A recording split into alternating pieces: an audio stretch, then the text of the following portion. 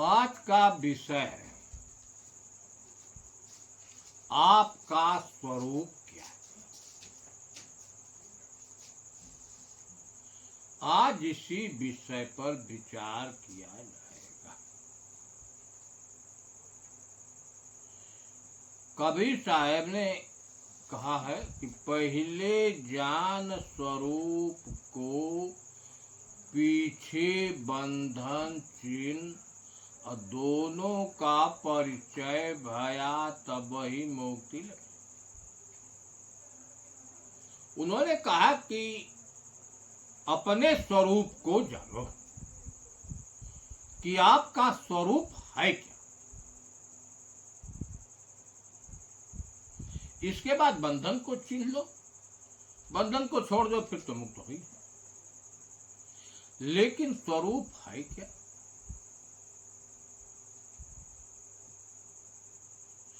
स्वरूप में स्व और रूप से स्वरूप बनता है। स्व माने होता है अपना और रूप माने होता है आकार। अगर आकार नहीं है तो लक्षण, गुण। मेरा स्वरूप क्या है? मेरा आकार क्या है? अगर आकार नहीं है तो लक्षण क्या है, गुण क्या है? इसको हम स्वरूप। अब हम देखें कि वास्तविकता में इस शरीर का निर्माण कैसे हुआ। प्रमाण चाहिए।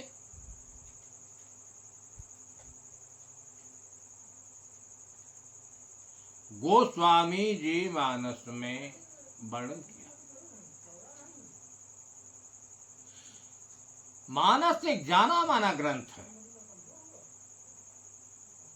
गोस्वामी जी ने सारे शास्त्रों का निचोड़ मानस में लिखा है।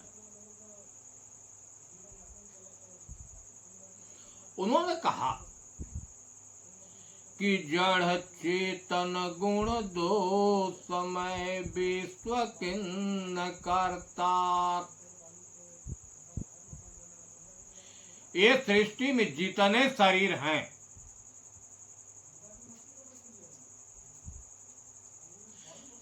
चाहे अंडज हो, चाहे पिंडज हो, चाहे स्थावर हो, चाहे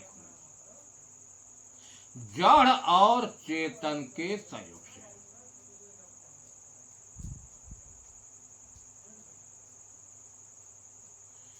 गीता में भगवान कृष्ण ने क्या कहा? गीता भी महान ग्रंथ है। न्यायालय में साक्षी के लिए गीता रखा जाता है। इतना महान ग्रंथ है। गीता में भगवान कृष्ण ने कहा अपना विचार कि यावत संजायते किंचित सत्वम स्थावरम जंगमम क्षेत्र क्षेत्रज्ञ संयोगा तद वेदे भरतर्षभ। आय अर्जुन, इस संसार में जो कुछ है, जितनी आकृतियां हैं, जितने पिंड हैं, जितने घट हैं, जितने शरीर हैं, सब क्षेत्र और क्षेत्रज्ञ के सहयोग से, अर्थात क्षेत्रज्ञ से शरीर की रचना है।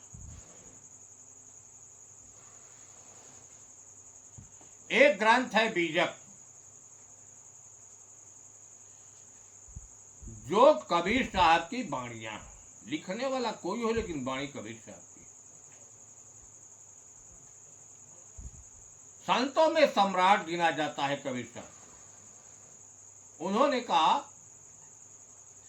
कि एक है पुरुष एक है नारी, ताते रचे खाना भवचारी।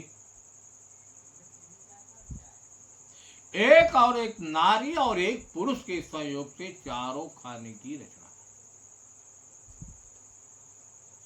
आपने देखा तीनों ग्रंथों में, तीनों महापुरुषों ने वर्णन किया है दो का, लेकिन नाम अलग अलग।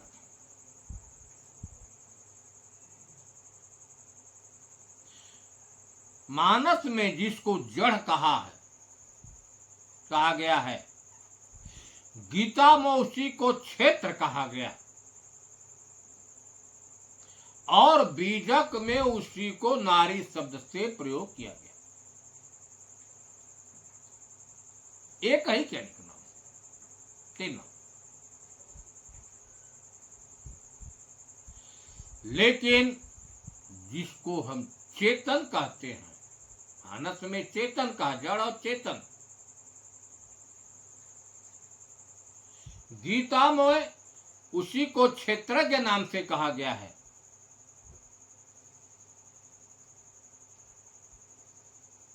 बीजक में उसी को पुरुष नाम से कहा गया है। एक को ही कहा गया, लेकिन क्यों तीन नाम से कहा गया, अब यह देखना। चेतना, इस शरीर को चेतना देने से चेतन, अंतःकरण और यह शरीर उसी की चेतना से चैतन्य होती है, इसलिए उसको चेतन कहा। क्षेत्रज्ञ क्यों कहा गया, यह शरीर जो है क्षेत्र है, इसी क्षेत्र के अंदर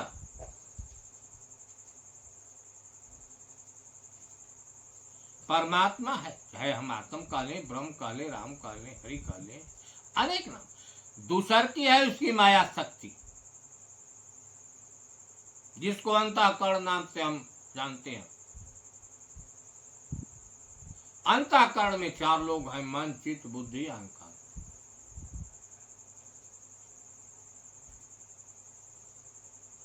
इस शरीर में जो रहने वाले अंतःकरण है, अंतःकरण में जो कुछ क्रिया होती है, क्योंकि शरीर में है वह, और इंद्रियों के जरिए जो कुछ कार्य होता है,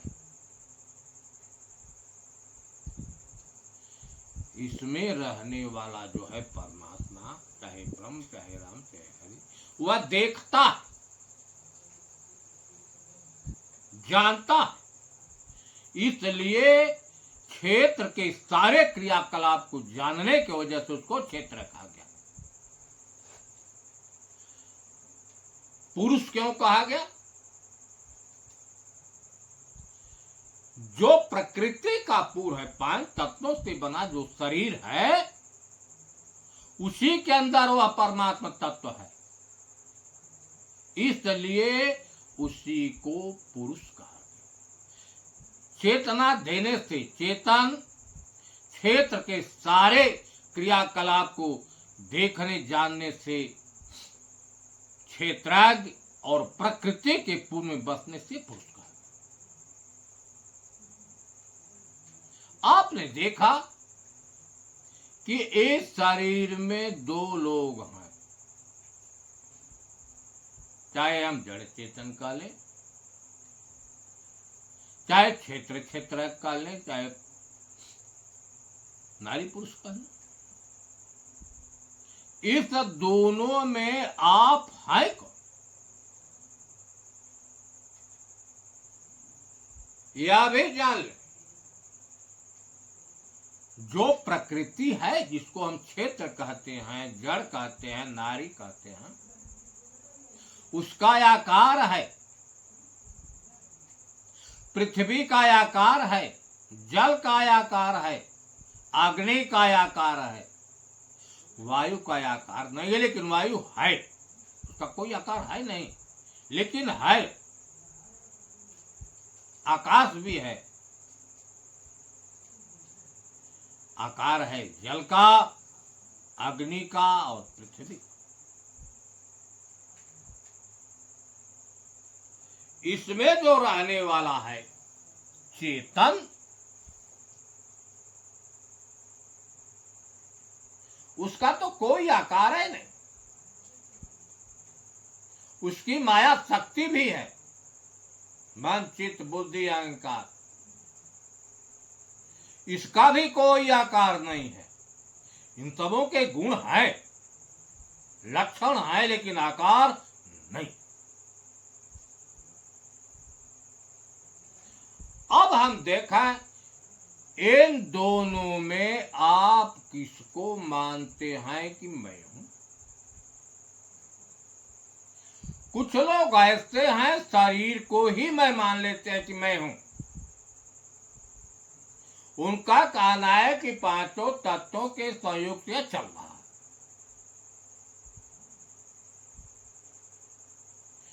लेकिन संत इसको नहीं मानते, न शास्त्र मानता है। कुछ लोगों का मन गढ़ंत है, मान लेते हैं, लेकिन संतों ने अपने को चेतन माना है, क्षेत्रज्ञ माना है, पुरुष माना है, ब्रह्म माना है, राम माना है, हरि माना है, प्रकृति नहीं माना। थोड़ा महापुरुषों के विचारों को देखें, कुछ सूफी संतों का विचार है, उनके विचारों को देखें, उन्होंने अपने बारे में क्या बताया। मैं तो खुद ही खुदा, नाओ हमसे जुदा,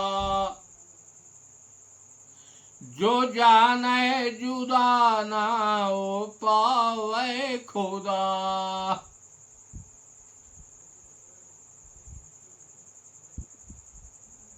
खुद ही है पर्दा दीदार के लिए, वरना नहीं कोई नकाब है यार के लिए।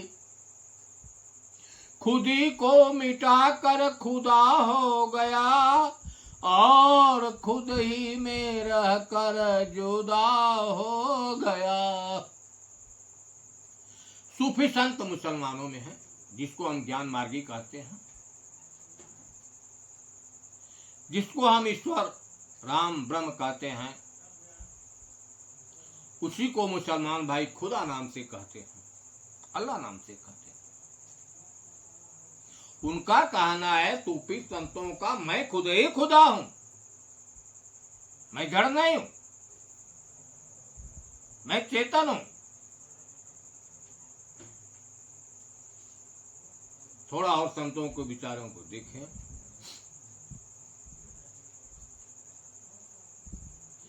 शुद्ध सच्चिदानंद ब्रह्म, उन्होंने कहा कि मैं एकदम विशुद्ध सच्चिदानंद ब्रह्म, सत चित आनंद, मैं सत हूं, चैतन्य स्वरूप हूं और आनंद ब्रह्म। यह ब्रह्म के लक्षण। ब्रह्म जो है सत है, वह चैतन्य स्वरूप है और अजर अमर अजय बेनाते। अजर है जिसमें जरा नहीं है, परिवर्तन नहीं है, जिसकी कभी मृत्यु नहीं है और जिसका कभी नाश नहीं होता है। यह ब्रह्म के लक्षण है, वह ब्रह्म में।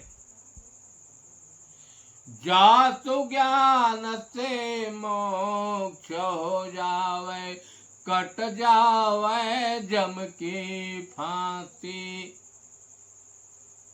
इसी ब्रह्म को ज्ञान हो जाने पर जो माया का पर्दा है जम, अविद्या या ज्ञान मिट जाता।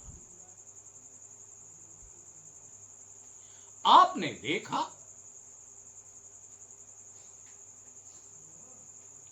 महापुरुषों ने कहा कि मैं ब्रह्म हूं, किसी ने कहा मैं खुदा हूं,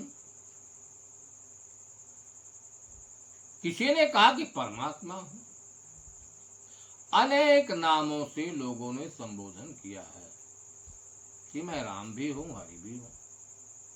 वास्तविकता में इस समय अगर मैं ब्रह्म हूं तो मेरी क्या पहचान है, मेरा क्या स्वरूप है, कैसे जाना जाए कि मैं ब्रह्म हूं, किस आधार पर, क्या प्रमाण है, क्या लक्षण है।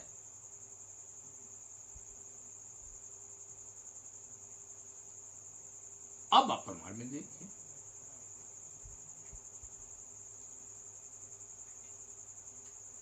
मानस का वाल्मीकि जी राम से कहे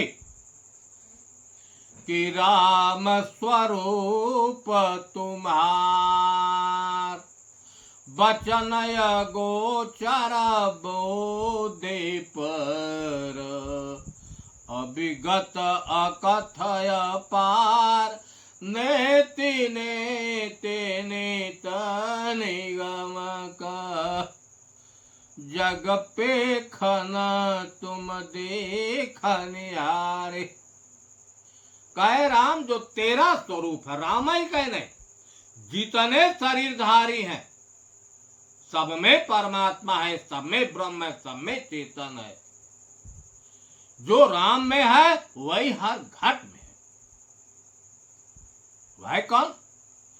वचन अगोचर बुद्धि पर। वचन माने वाणी, अगोचर माने और बुद्धि से परे, अर्थात मन वाणी बुद्धि उसको नहीं जान पाती, लेकिन वह मन वाणी बुद्धि का दृष्टा है, देखने वाला जन्य। जग पे खन तुम देखने, सारा संसार दृश्य है।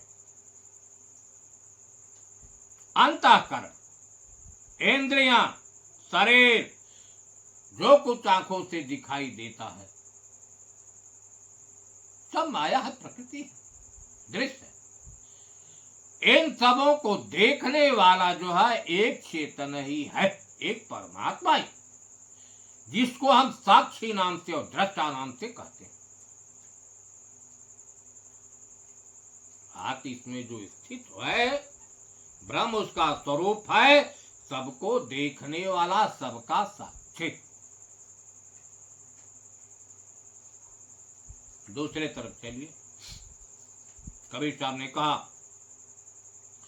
कि सबदातीत सबन सो न्यारा, बूझे बिरला कोई, काई कबीर सदगुरु का सैना, आप लखै सोई।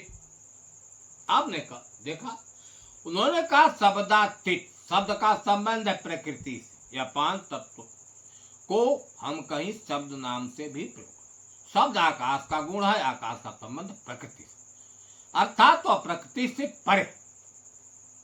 सबन सो न्यारा, सबन में क्या है? इसमें इंद्रियां है, मन है, चित्त है, बुद्धि, अहंकार है, इच्छा है, वासना है, सबसे अलग है। का बूझे बिरला कोई, कहीं कबीर सदगुरु का सैना आप लखै सो। सदगुरु का इशारा है कि इस शरीर में रहकर जो मन, चित्त, बुद्धि, अहंकार सबको लखने वाला है, जानने वाला है, वही चेतन है। जो सबका जनैया है वही इसका स्वरूप।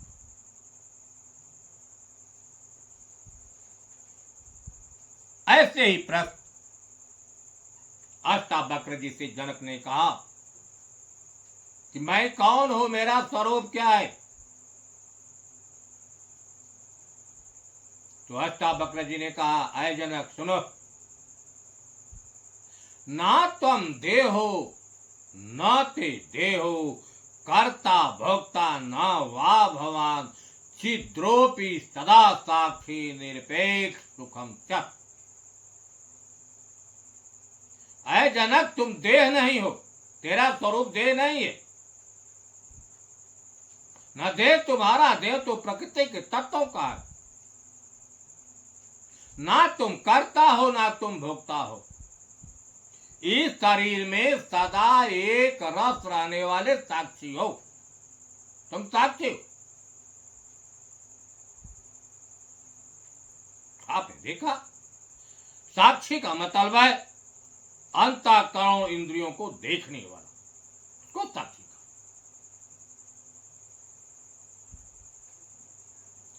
वेगते साक्षी पुरुष परमात्मानि चीश्वर नैराश्री बद्ध मोक्ष चौना चित्ता। इस शरीर में जो स्थित पुरुष है, वह इस शरीर में जो स्थित जो साक्षी है, वह परमात्मा ईश्वर ही है। वही परमात्मा ईश्वर रहकर सबका साक्षी है, सबको देखने वाला है। किसको देखता है? अंतःकरण को। अंतःकरण में क्या हो रहा है? मन चित्त बुद्धि अहंकार क्या कर रहे हैं? सबको देखने वाला है। और इंद्रियों में जो गति होती है, सबको देखने वाला, सबका ज्ञान, इसलिए उसको साक्षी कहा। नैराश्य बंध मोक्ष चाना चिंता मुक्त। जब साक्षी को जान जाता है तो वही बंधन मोक्ष की अनुभूति कदम। और प्रमाण में देखिए, राम ने बताया अपने को, वही प्रमाण में है अवधूत गीता, अहम ही सर्वभावा नामान तष्ठामि सर्वगा माम साक्षीणम लोका न जानन्ति प्रभुर।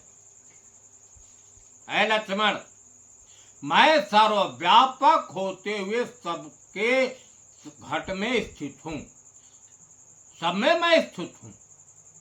एक शरीर में मैं साक्षी रूप से हूं।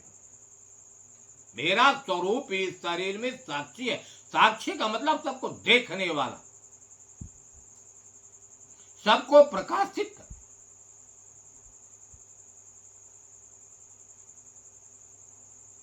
और देखिए प्रमाण में कबीर साहब ने कहा कि साक्षी पुरंदर ढाए परे विव्याक्षर युग चार रसनारंभण होता है करण सकत निर्वात। काय शरीर में जो रहने वाला आत्मा है वही राजा है। इस शरीर में वह साक्षी रूप से है। लोग उससे गिर पड़े, नहीं जान पाए। क्या किए? 2 अक्षर का नाम लेकर सतगुरु स्वयं स्वरूपयादयंत गुण काल त्रय 5 तत्व मिले स्थूल सदा प्रकाशे परक प्रिय। कबीर साहब की बात कि सत्य गुरु स्वयं स्वरूप, जो सत्य है वह शरीर में है, वह ज्ञान स्वरूप है, अर्थात सबको जानने वाला, सबको देखने वाला। इस शरीर में जो है सत्य है, जिसको आत्मा परमात्मा ब्रह्म नाम से कहते हैं, इस शरीर में रहकर अंतःकरण मन चित्त बुद्धि अहंकार के सारे क्रियाकलापों को जानता है। उससे कुछ नहीं छुपा। तन की जाने, मन की जाने, जाने चित्त की चोरी। अरे ता साहेब से का छिपा है जाके हाथ में ढोल। वह सबको जानने वाला है। यह उसकी पहचान है। इसी लक्षणों से आप शरीर में पहचान सकते हैं, जो सबको देखने वाला है। हर घट में एक ही स्थिति है, लेकिन जो जानकार हैं वह परख लेते हैं, जो अज्ञानियों नहीं परखते।